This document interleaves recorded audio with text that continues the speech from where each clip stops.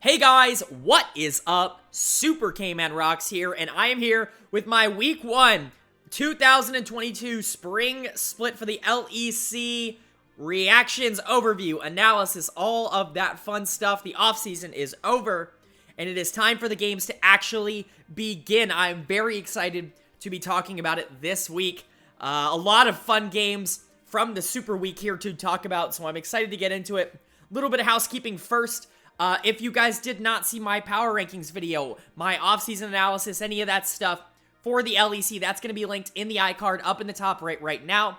Go ahead and check that out if you are interested. I power rank the 10 teams according to my personal opinion.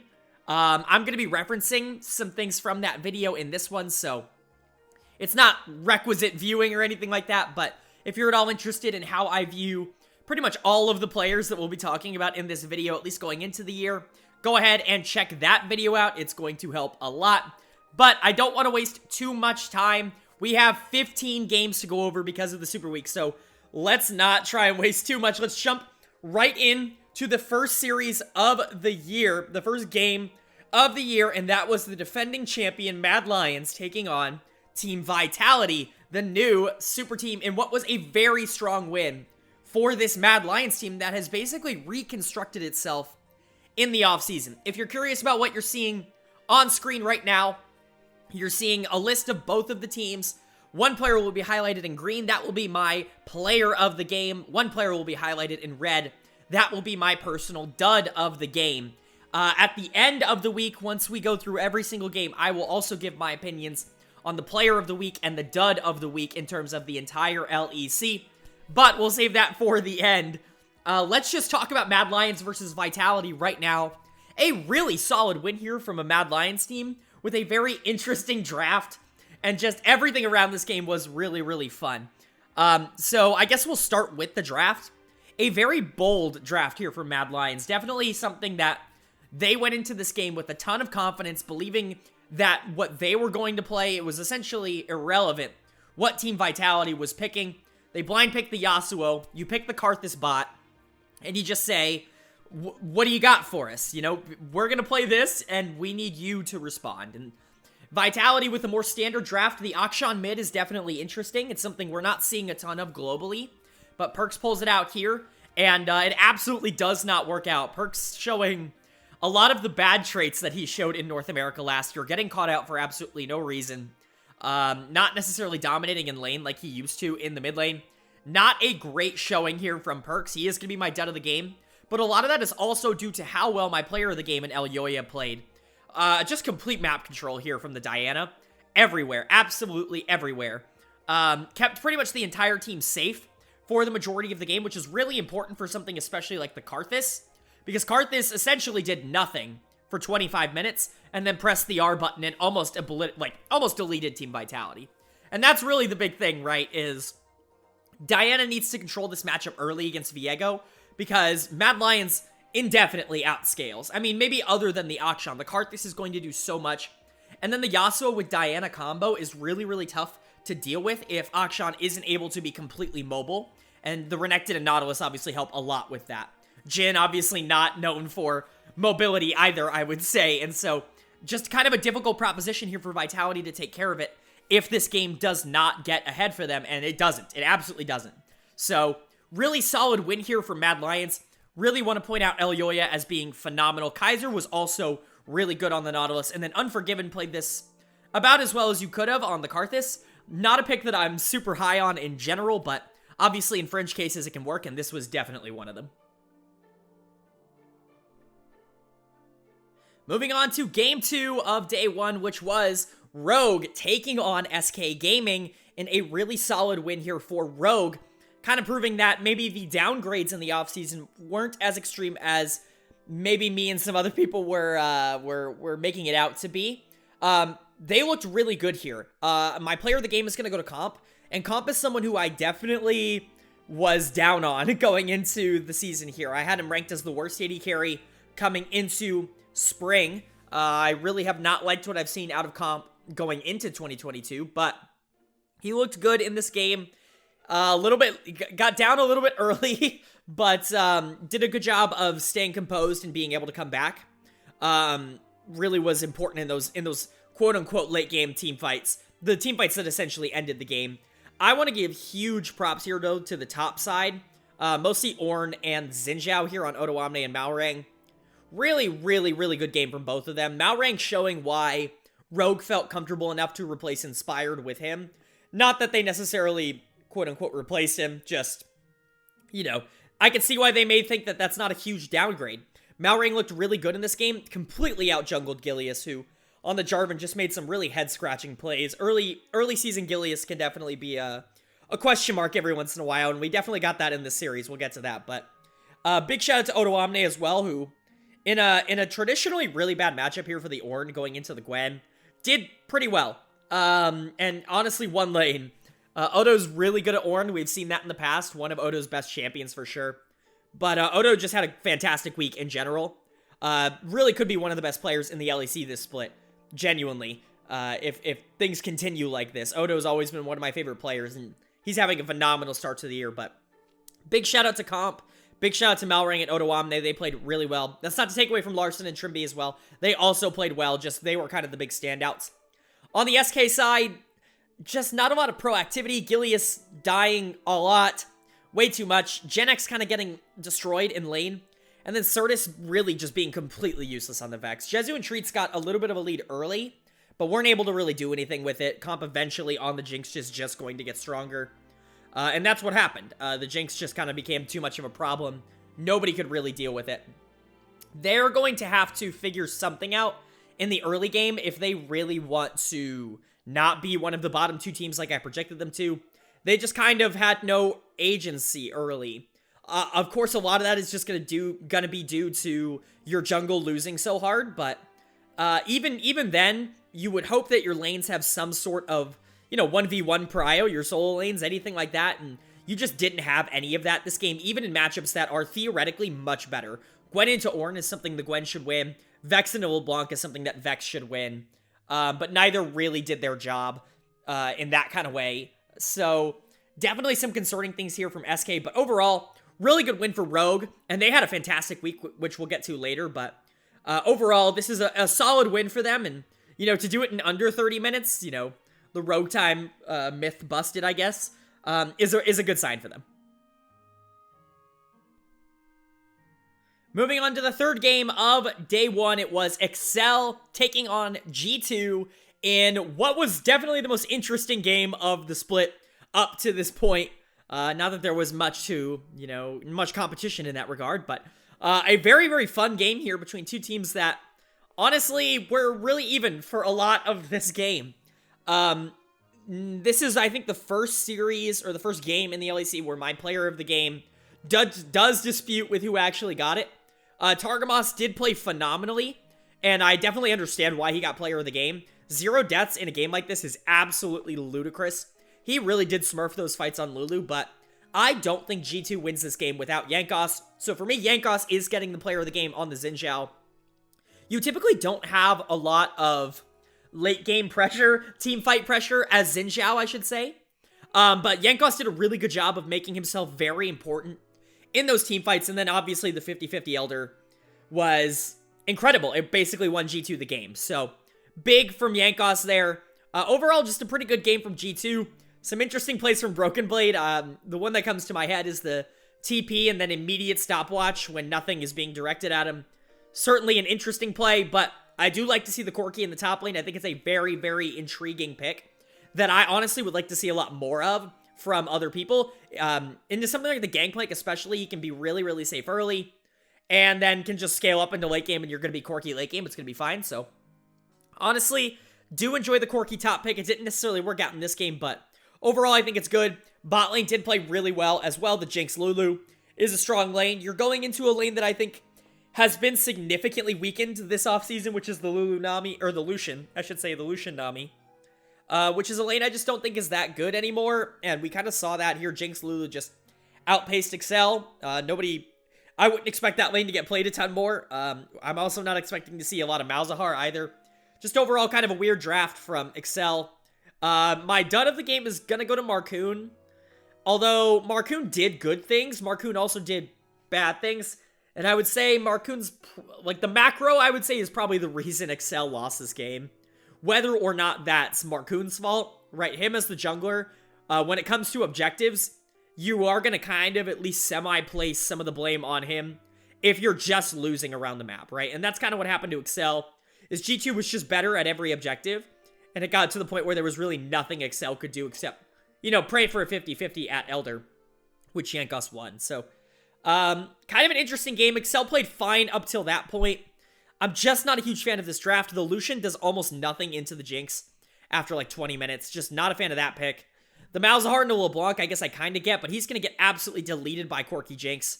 Something that did happen in those, you know, that pivotal fight. I don't know. I'm not a huge fan of this Excel draft. I'm not saying it's entirely draft fault, but G2 looking good. Jankos, I think, looking really good. This was probably the best game I've seen out of Jankos in a little while. Targamas, also someone who I hyped up a lot going into the season, was Targamas, and he looked phenomenal. Going deathless in a game where it was basically, like, you look at after, like, the 20-minute mark or so, I'm not sure there was anything other than, like, 5v5 grouping. For you to go deathless in a game like that, I think is really, really strong. And overall, just a good game from Targamas on the Lulu, keeping his backline relatively safe. Jankos doing the same thing, but, you know, more of an engaged aspect of it. So, overall, just a really good game from G2. Excel with some really good points, honestly. Like, they were in this game. They absolutely had a chance. The gold was on Finn. Gangplank had a lot of gold here. Even Lucian had some gold. Just they couldn't really do anything with it. And then when it came to actually skill checking late game with these fights, G2 was always just going to win. So, a decently competitive performance here from Excel, but nothing that I think is outstanding. Overall, just a good win for G2. I want to see them be a little bit more proactive, but Excel kind of showed up early and then just fell off late. So, who knows how much of that was G2 and who knows how much of that was Excel. A very weird game, to say the least.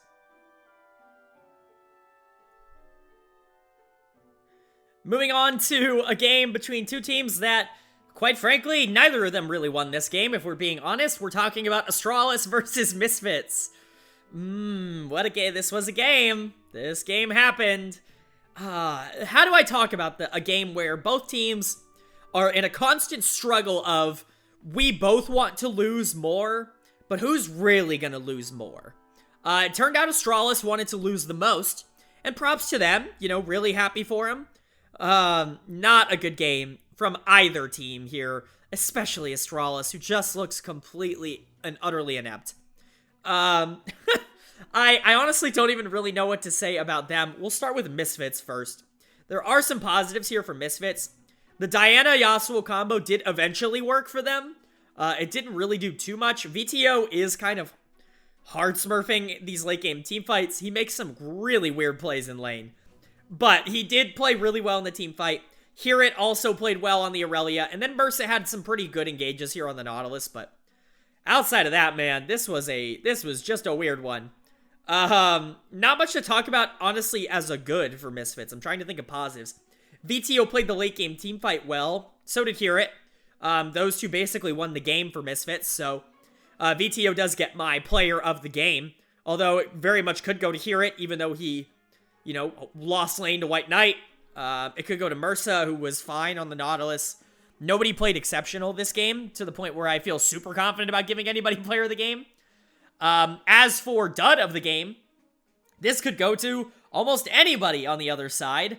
Pretty much with the exception of White Knight. I think everyone else on Astralis did not have a good game.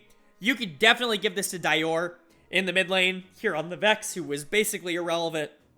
You could give this to Promiscu on Thresh, who missed a hook on a rooted target. There's just so much to talk about here that isn't good. These two look like the two worst teams in the LEC after this game.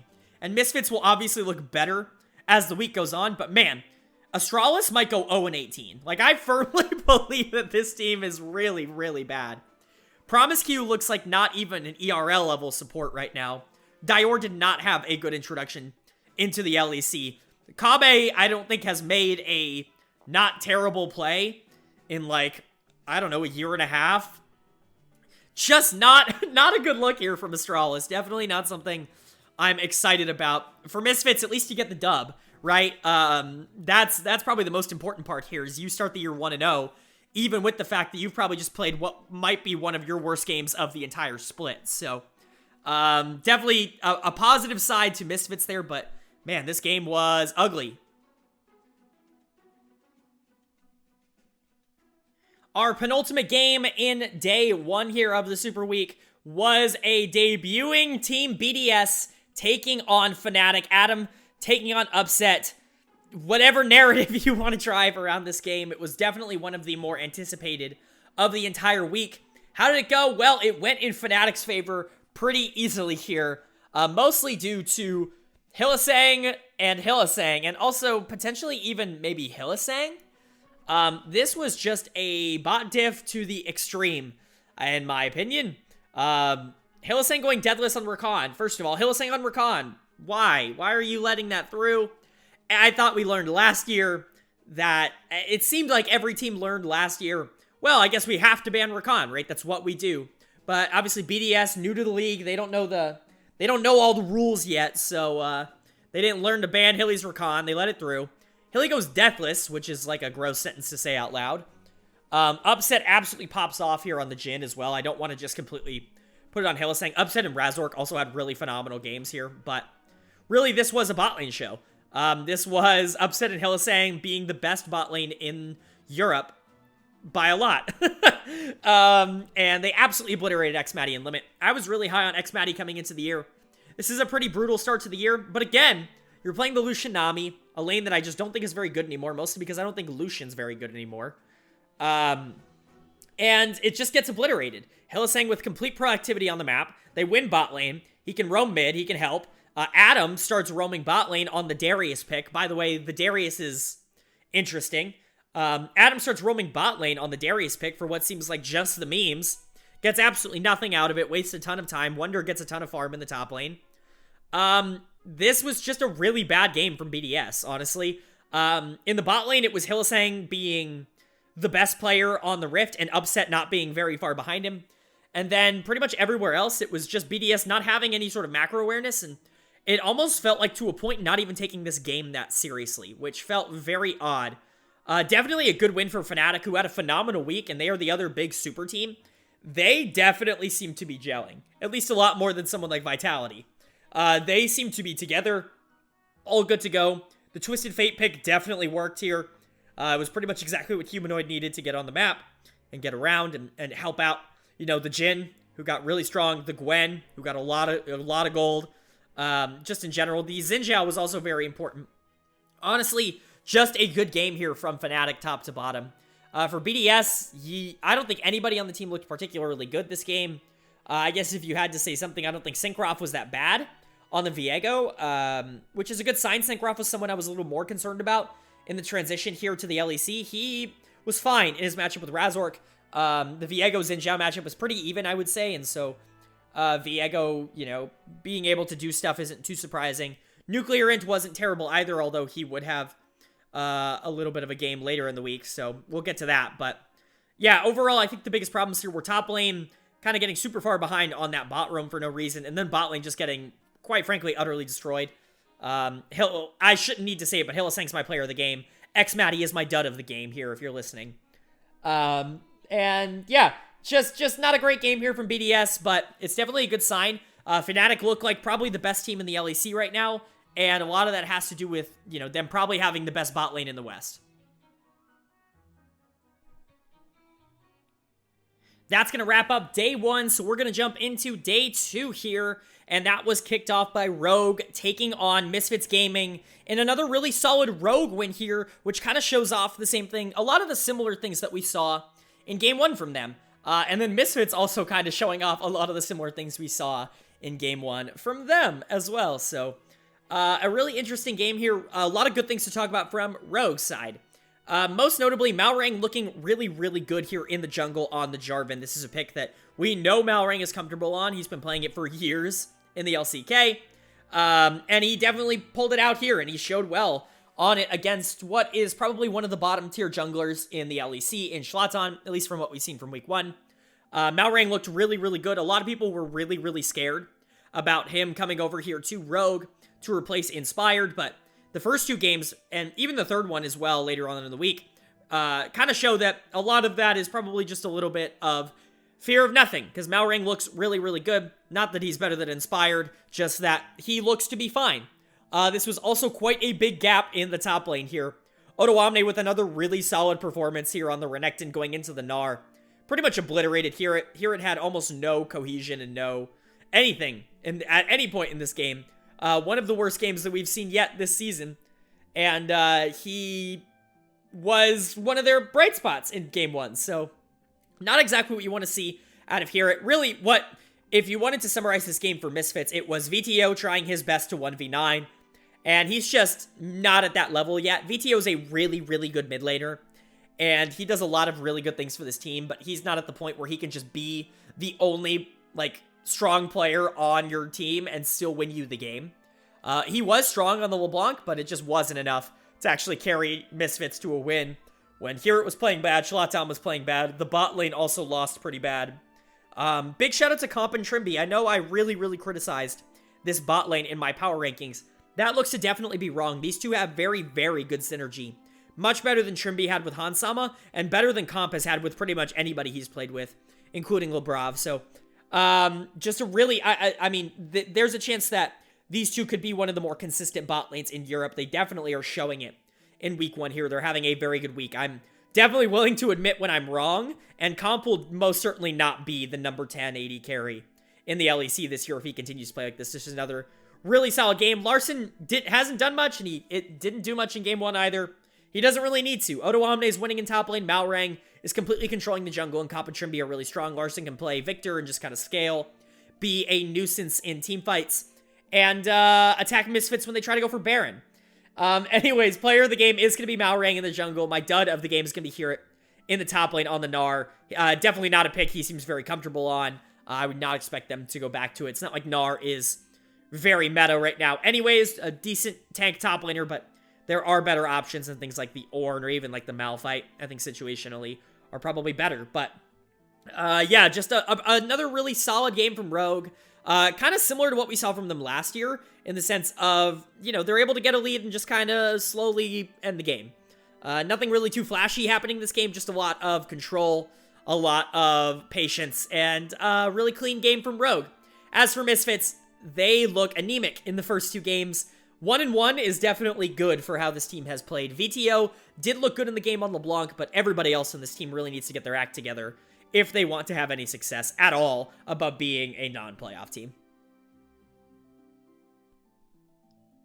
Moving on to game 2 from day 2, and that was Excel taking on Team BDS, Battle of 0-1 teams, in a win for BDS, the first ever for them in the LEC. Congratulations to them, but a very, very interesting game here. Let's talk about the BDS side. This was Nuclearant taking over on the Syndra. Those stuns, holy crap, they had zero answer to him. He was absolutely obliterating and melting every single member of Excel with really no exceptions. A lot of that was just due to how well Nuclearant played. Like, I want to give all the props to Nuclearant that I can, but Syncroft also had a really solid game here on the Xin Zhao. Those two actually look like a pretty solid mid-jungle duo, which, if you guys watch this channel, you know I think is a very important piece to actually winning in League of Legends right now in the current meta. If they can continue to kind of build on their synergy, if Nuclearant can play like this, I mean, they're going to be a much better team than I think a lot of people have them pegged to be. Top and bot didn't really matter too much this game. Top lane was kind of boring. Bot lane was kind of lost for BDS for a little bit. Patrick played well on the Jinx, but God, you're Corki, Jinx, Ornn, and you get outscaled. It's just kind of a weird game here for Excel. Not exactly the look that you want to see. Marcoon is going to be my dud of the series. Nuclearant, by the way, is my player of the series. Marcoon is going to be my dud of the game as well. Because, this Jarvan is not the pick for him. I know a lot of people are criticizing the itemization, and yes, it's a very weird itemization, one I certainly wouldn't have gone for in that situation, but as I always say, I don't think itemization is nearly as important as a lot of people like to make it out to be. Itemization is important, but your gameplay is significantly more important, and Marcoon just continuously getting caught without vision is a problem for this Excel team. He has not had a good start to the year here. his first 2 games have been pretty disastrous. He's going to be buying pink wards in his dreams for the next week. That's really what it comes down to. You can criticize Nuke Duck as well here on the Corki. His stat line looks fine, but really he accomplishes almost nothing. He plays so ridiculously safe. You have such good peel on this team. You have Ornn and Jarvan to completely frontline. You have a Lulu to polymorph anybody who tries to get on top of you. And he plays like he has 0 frontline and 0 peel. You want to see more from Nuke Duck, absolutely for sure. Just got outplayed at pretty much every level by Nuclear It. As for positives for Excel, I think Patrick played well early. I think Finn played well early as well. The Ornn can only really do so much, obviously, but, you know, Ornn's a pretty decent pick for Finn. It always has been. I expect to see more of him on that. And then Patrick on the Jinx is another pick I expect to see a lot more of. Jinx is just really strong, especially going into the Jhin, but overall, this game was pretty entirely decided by the Jarvan pick, again, for Marcoon, something he is just not comfortable on. You could see it in solo queue, you could see it in this game. I would stop picking him Jarvan. There's got to be something else. He's got to be better on the Xin Zhao. We know he's better on the Xin Zhao. We played it last year. He's better on the Viego. Give him those picks, dude. I think the Jarvan is out for me. For Excel, I do not want to see that anymore for them. But for BDS, yes, please, more Syndra. More Syndra, please, because Nuclear looked like a superstar on that pick in this game.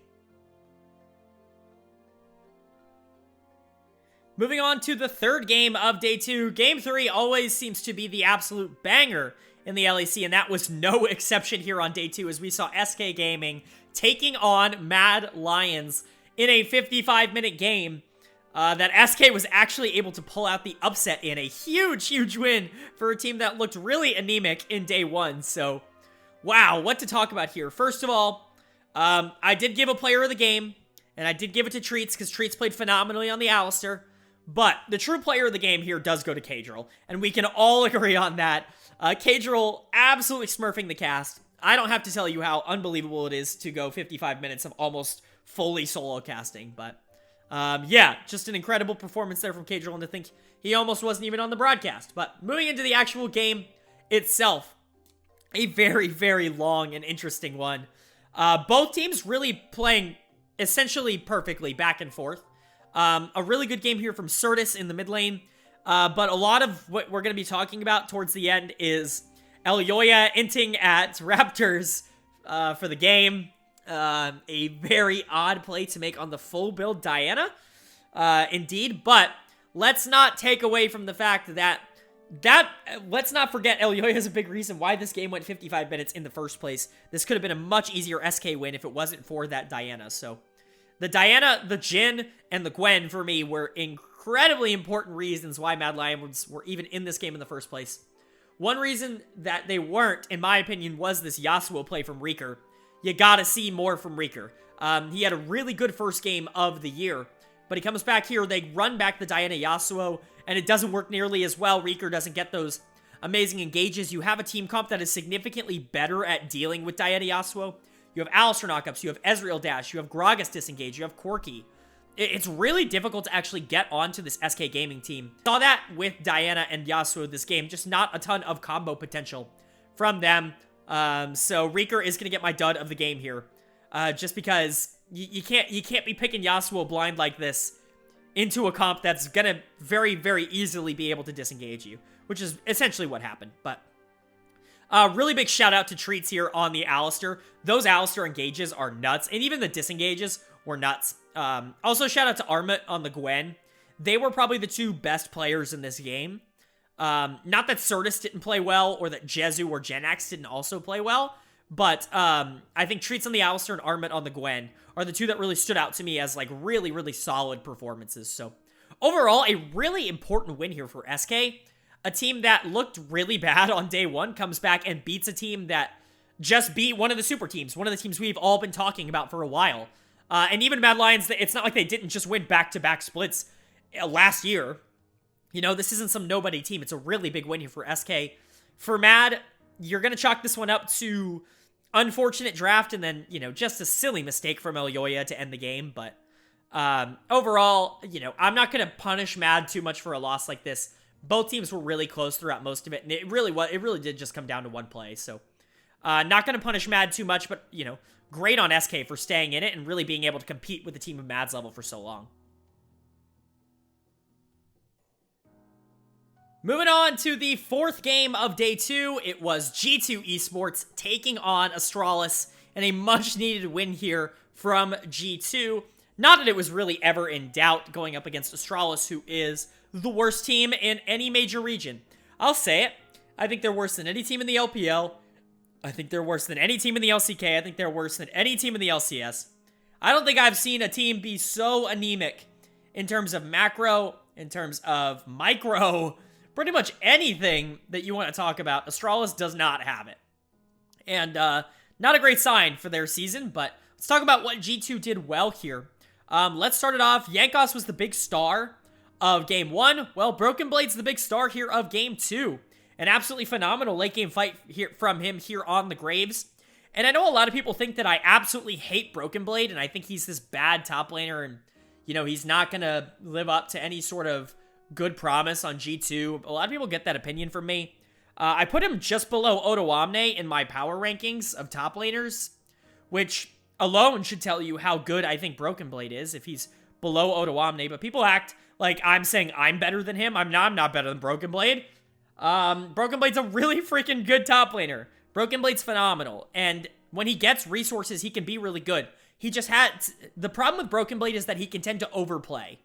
And it's a problem a lot of really good players have, which is when you're down gold, sometimes you can think that you win fights that you don't win. Just because you can typically win them in solo queue if you're just better. Nobody at this level is that much better if you're down that much gold.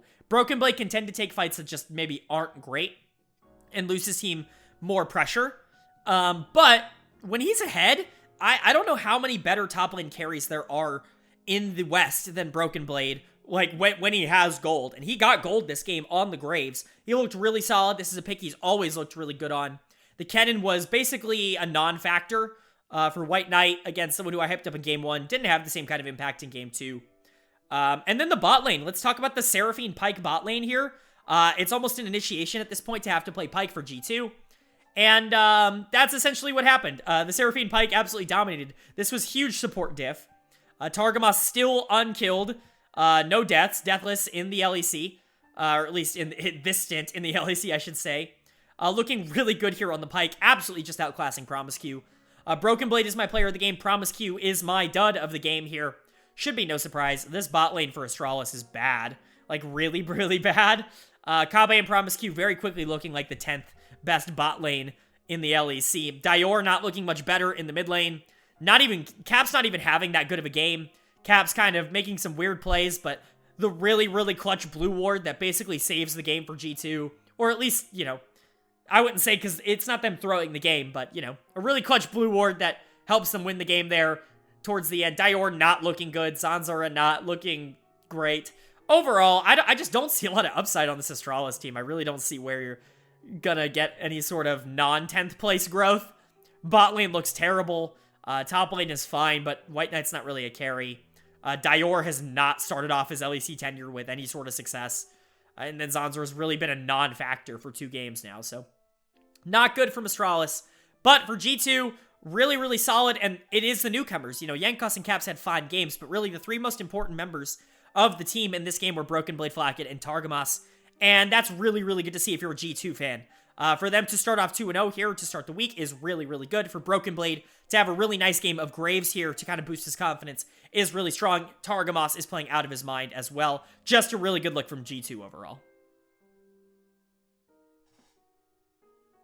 That brings us to what was tagged as the game of the week by the LEC broadcast.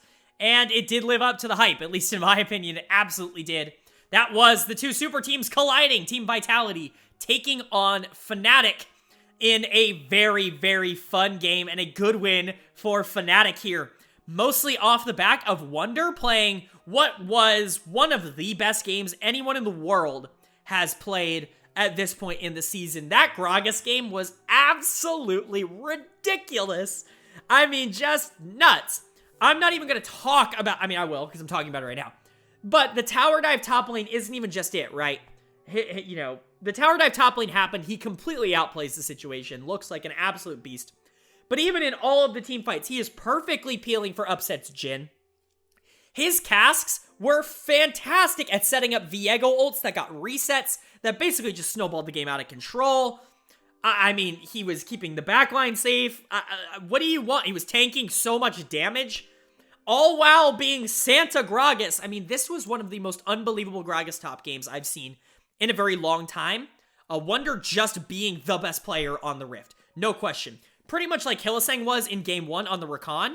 I think you might have to get to the point with Wonder on Gragas, where you're just like, I don't know if we can allow him this. If he's going to play like this on this champion weak side with no assistance, you can't allow him to be in the game. A phenomenal game, a very well-deserved player of the game here from Wonder. The dud of the game is going to go to Lebrav on the other side, but it could go to quite a few people.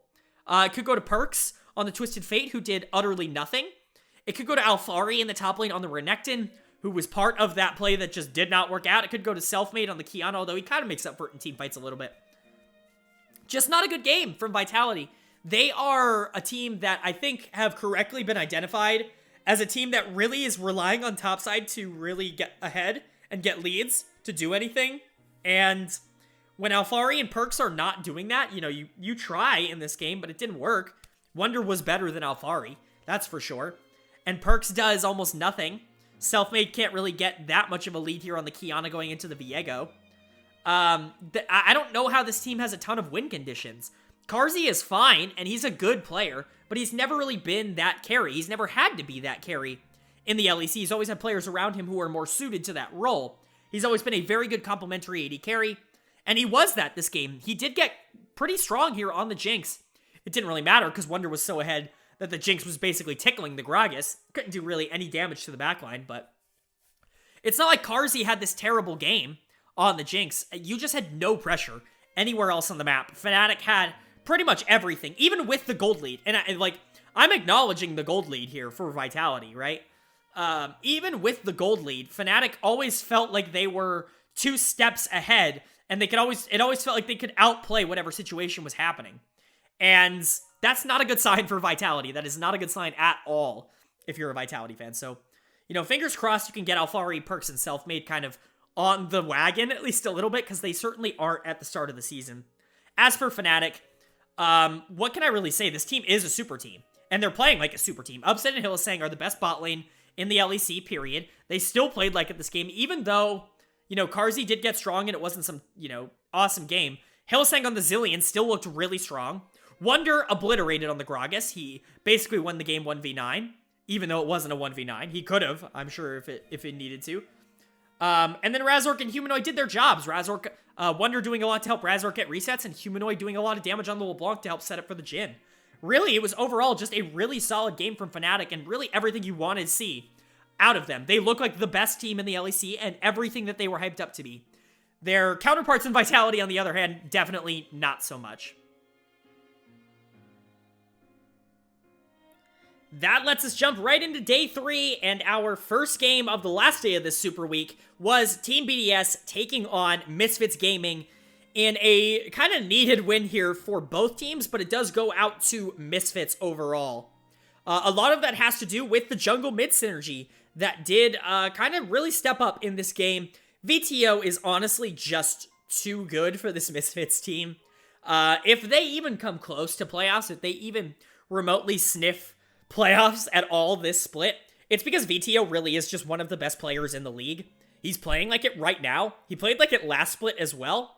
What a start to the year for VTO, even on a 2-1 team. He's really the 2. He's the 2 in 2-1. That I can promise. The Silas game was phenomenal. He looked really good. The best game of the year by far for Schlaton here on the Jarvan. Playing with VTO, he had a much easier time getting around the map. Although Synchroff played well, he's not the same level of competition that they've faced earlier in the year, although they played Astralis, so I don't know what I'm talking about. Bot lane also looked a lot better in this game, but that might just be because BDS bot lane looks really bad to start the year. Xmatty especially is not looking really good. He's someone who I definitely hyped up. He was really, really good in the LFL, but he was playing with the best support in the ERLs in Targamas. And he was predominantly weak side, pretty much for the entirety of his stay there, which can be fine, but also Adam is notoriously a weak side player as well, so you're wondering where the resources are going to go on this team. You want to give him to Nuclear It, who does get his Syndra back here. Definitely does not look the same as he did in Game 2 on the Syndra, but Xmatty looking a little interesting.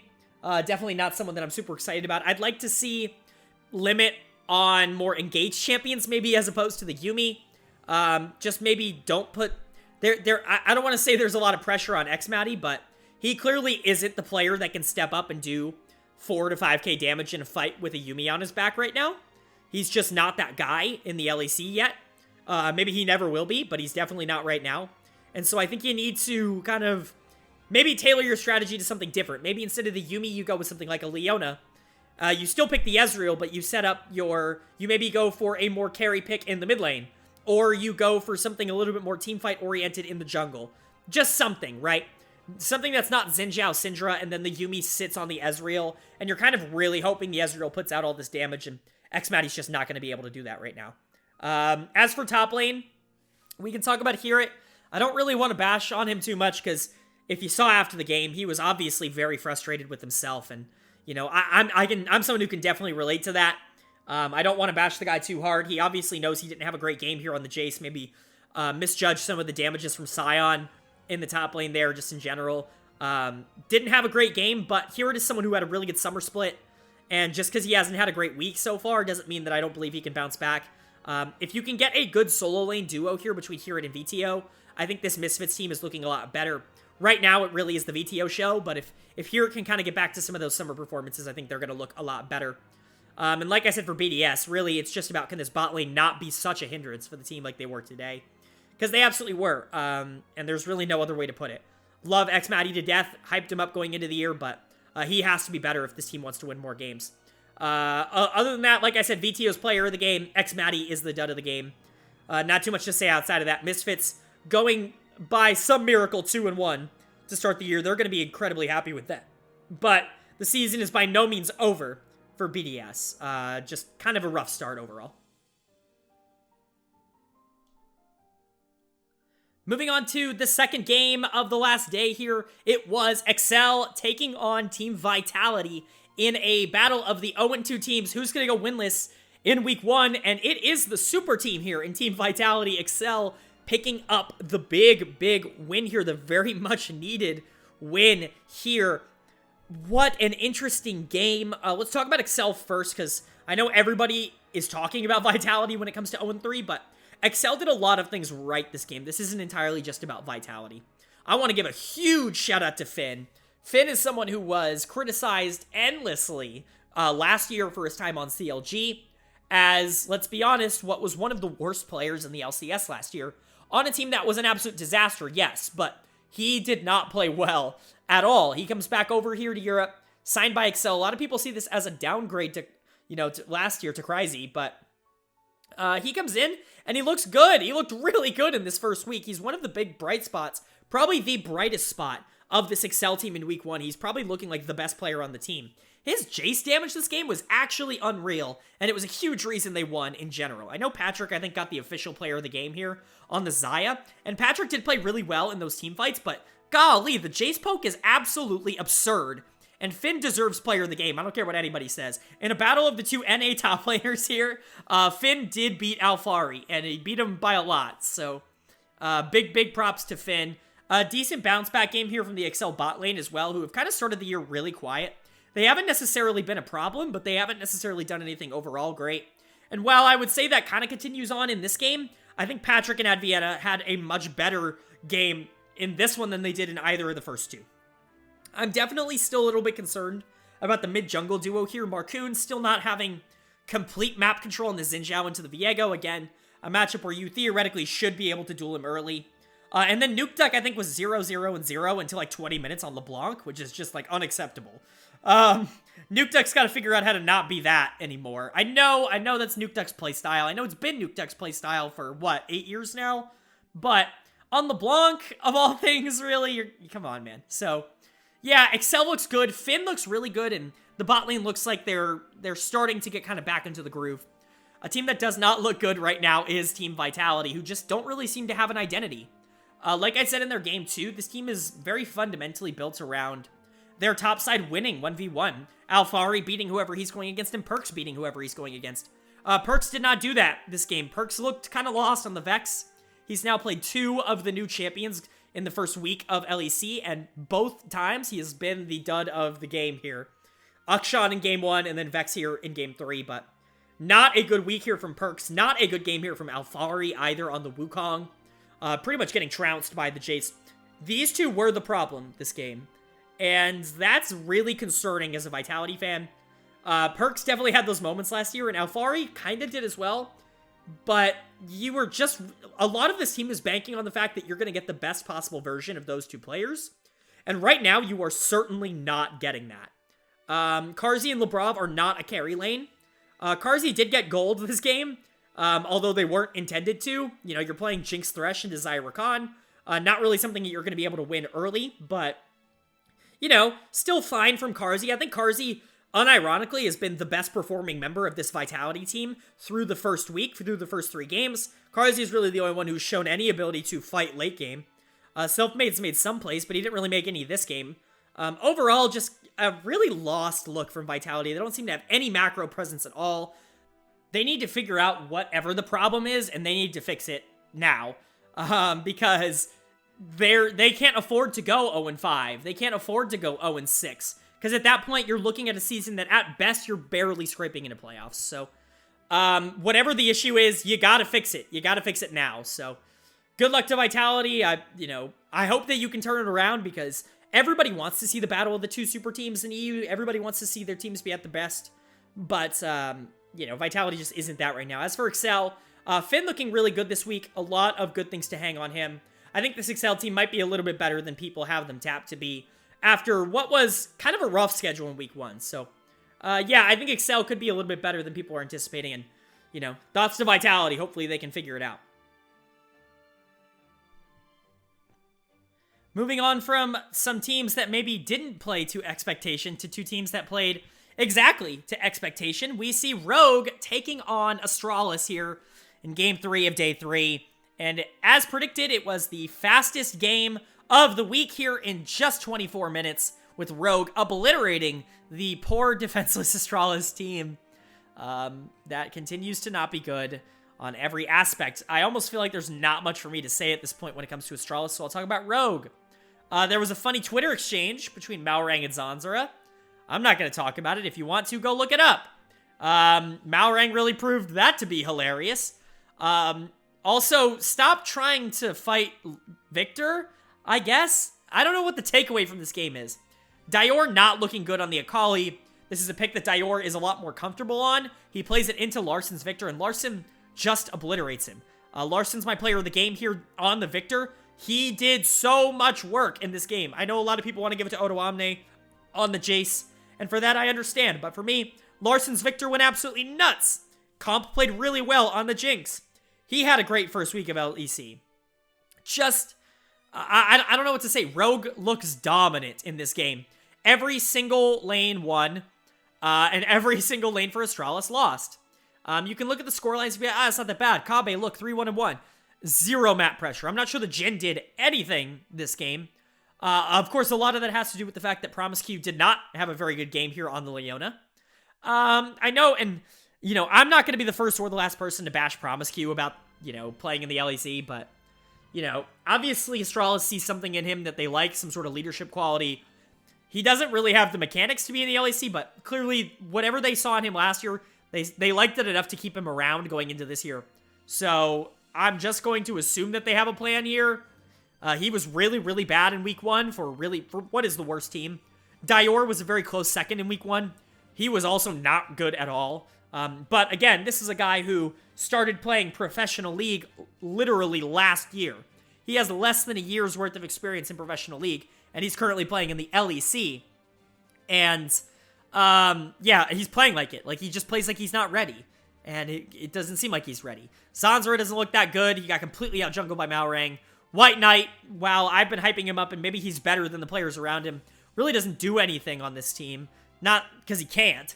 What are you going to do when every lane loses? But and also you're going into Odoamne on Jace, who's just going to perma-abuse you. Overall, just a really good win for Rogue, a really bad loss for Astralis. No one should be surprised about this outcome.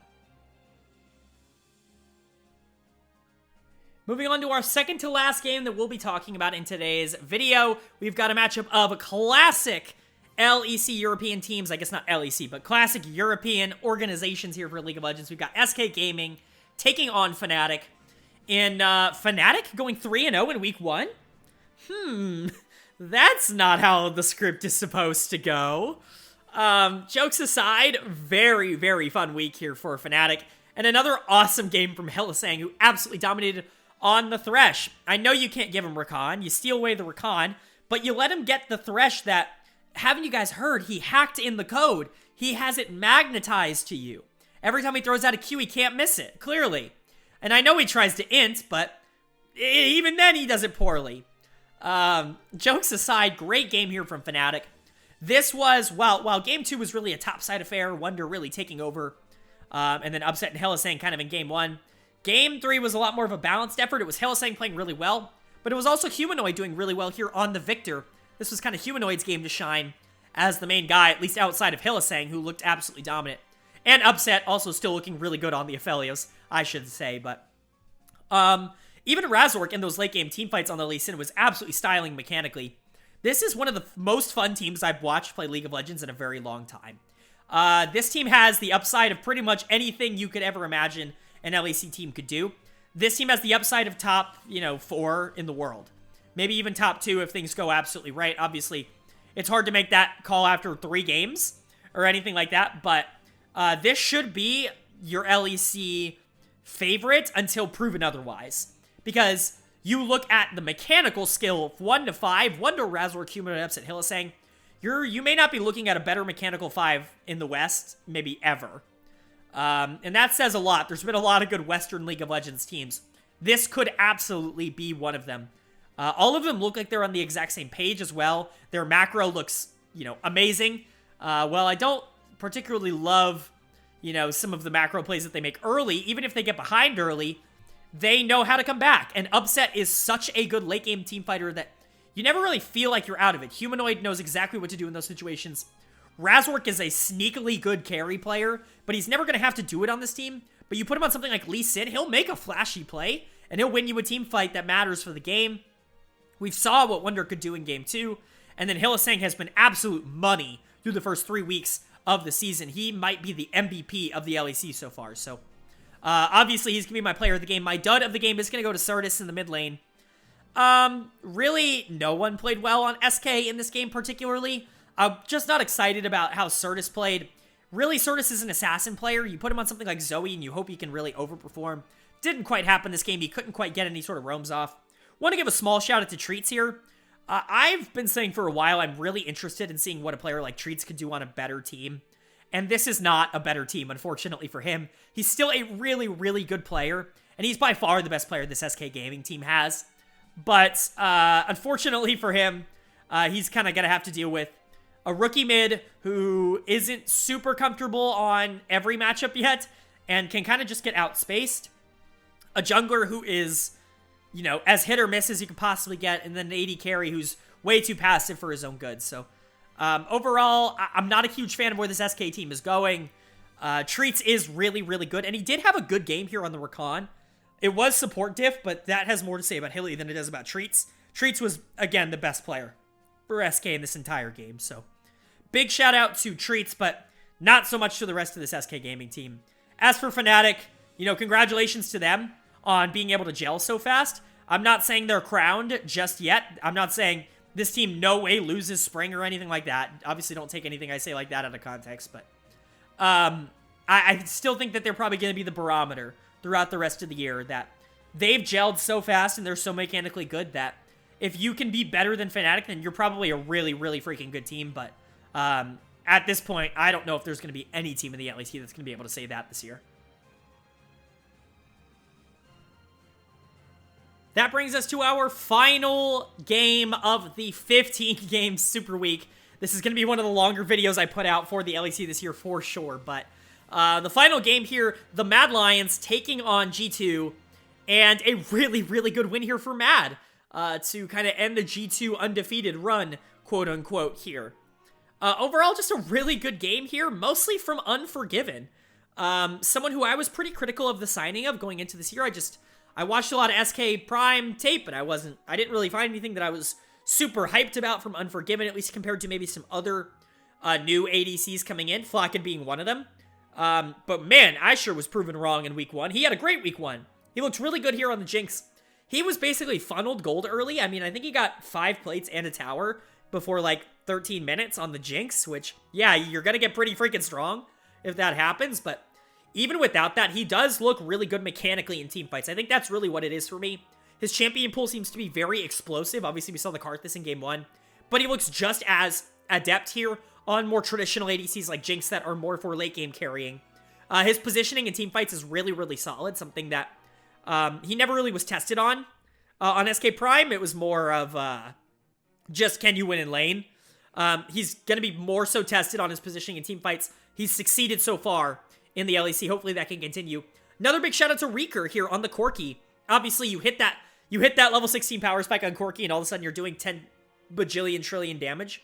But I mean, really, this game was all about the 2 new rookies from Mad Lions really stepping up and beating G2, which is a huge win. It's a huge, huge, huge win for Mad Lions. As you can tell, Unforgiven is my player of the game. My dud of the game, it's kind of a tough one to pick, but I am going to go with Targamas here on the Yuumi. Really, the dud of the game here is the coaching staff, because, man, I am not a fan of this draft. I usually never chalk up losses to draft diff, because draft diff, I think, is something you could just so easily say when a composition doesn't actually fulfill the things that they want to fulfill, right? I'm just not exactly sure what this comp wants to fulfill, right? You're looking at, okay, what's your front line? Well, nothing. Well, what's your back line? Well, nothing. Okay, so you have 4 people who want Yuumi and then a Yuumi. So who gets the Yuumi? I don't know, no one? Yeah, it just seems like a weird comp. I'm not really sure what you're going for here. Obviously, you want to get this Kassadin online so he can take over the game late. But you just don't get him to the point where he can do that. And you're going into Corki Jinx. It's not like Kassadin's going to be able to win this game by himself. The Jhin never got strong. The Jinx was basically given solo gold, so Jinx was always going to outpace Jhin.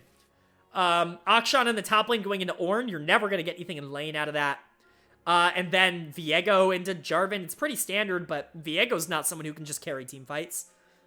So I don't really get what this G2 lineup really does.